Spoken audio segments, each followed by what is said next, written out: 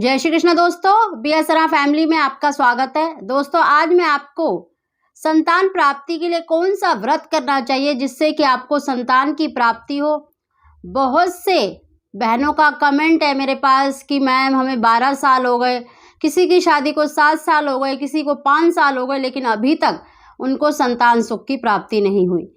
दोस्तों हर माता पिता चाहते हैं उनको संतान की प्राप्ति हो, परंतु कोई ना कोई हमारा कर्म ऐसा हो जाता है जिसके कारण हमारी कुंडली में बहुत से दोष बन जाते हैं। बहुत से दोष के कारण जिनको संतान की प्राप्ति नहीं हो रही, तो उनको अवश्य अपनी कुंडली किसी ब्राह्मण को अवश्य दिखानी चाहिए और जो ग्रह दोष हैं उनका निवारण भी अवश्य करना चाहिए।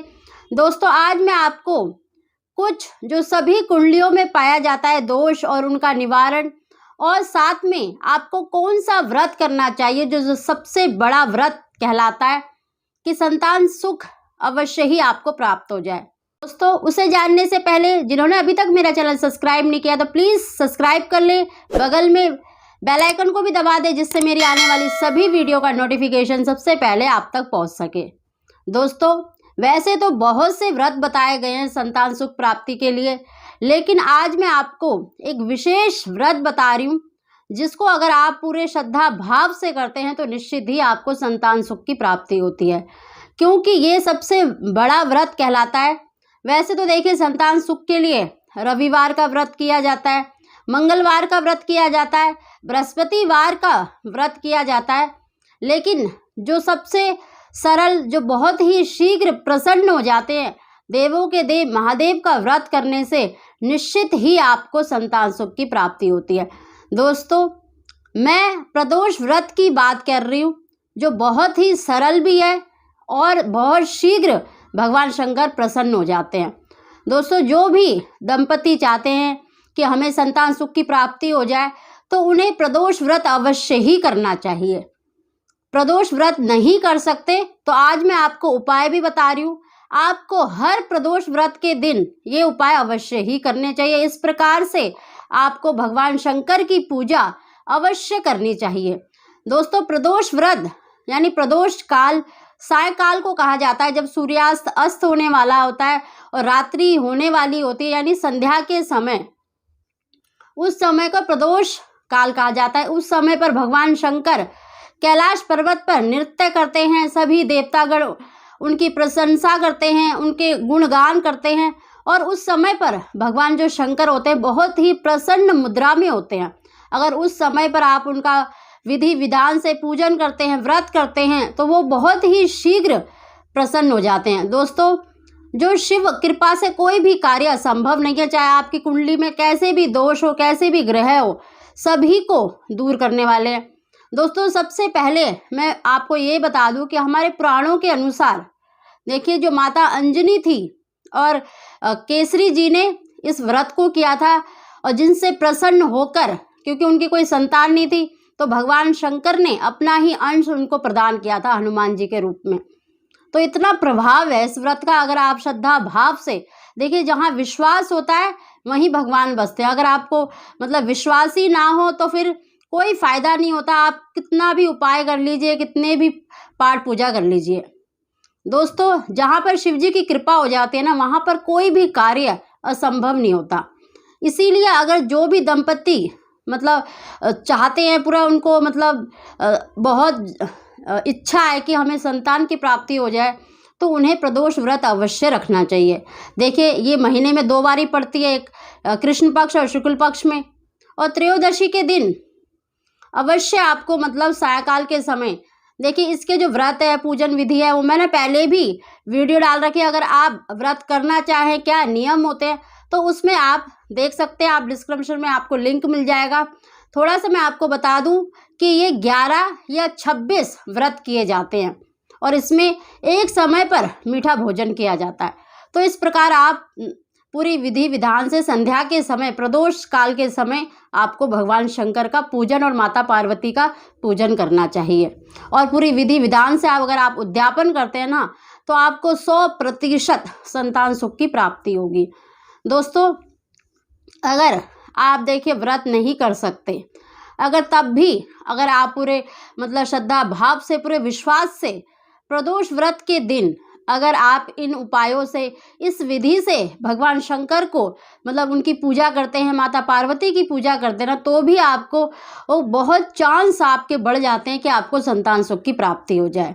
दोस्तों, जब भी हम कोई इच्छा रख करते हैं या हम कुछ पाना चाहते हैं, तो उसके लिए हमेशा कुछ ना कुछ जो एक्स्ट्रा जो मेहनत है वो अवश्य करनी पड़ती है। तो आप इस दिन प्रदोष व्रत के दिन, देखो त्रयोदशी को प्रदोष व्रत होता है, उस दिन आप संध्या के समय मतलब सुबह तो स्नान करते हैं, तो अगर आपने व्रत करना है तो आपको संध्या के समय भी मतलब स्नान करना। दोस्तों, जो लोग व्रत नहीं कर सकते, अगर प्रदोष व्रत के दिन यानी त्रयोदशी के दिन संध्या के समय स्नान करके स्वच्छ वस्त्र धारण करके अगर भगवान शंकर की मतलब पूरी विधि विधान से पूजन करते हैं और उन पर उनकी प्रिय वस्तु अर्पित करते हैं, तो निश्चित ही उनको संतान सुख की प्राप्ति होगी। दोस्तों, अगर पुरुष कर रहा है तो उसको सफ़ेद कपड़े पहनने चाहिए, अगर स्त्री कर रही है तो वो किसी भी रंग के कपड़े पहन सकती है।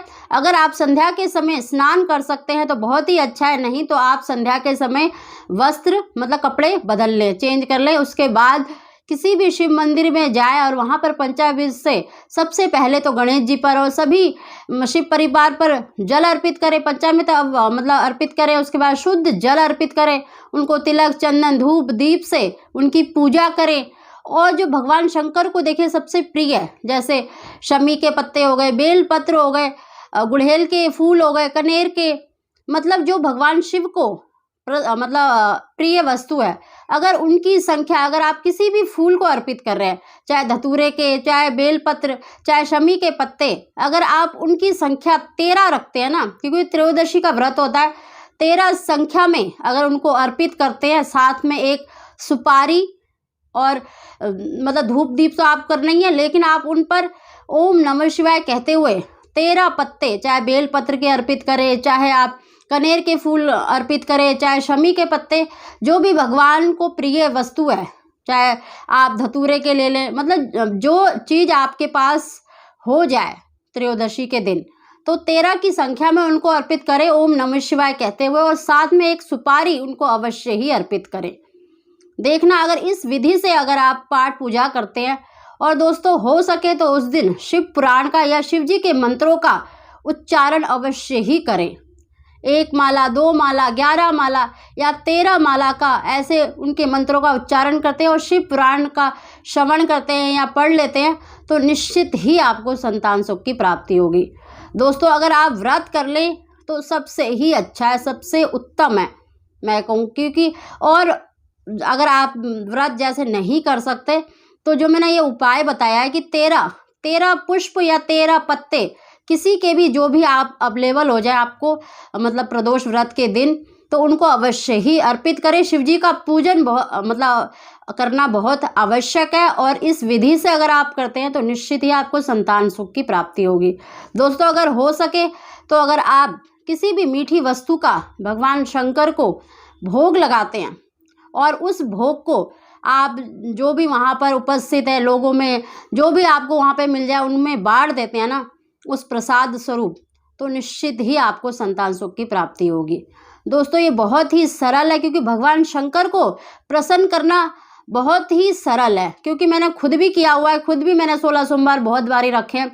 और मतलब अपनी मनोकामना के लिए आप कोई भी व्रत करें, लेकिन पूरे श्रद्धा विश्वास से अगर आप करते हैं तो आपको निश्चित ही उसमें लाभ मिलता है।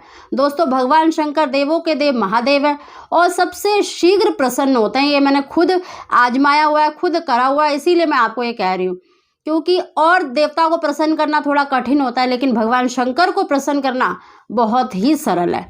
और प्रदोष व्रत बहुत ही उत्तम व्रत माना जाता है कलयुग में।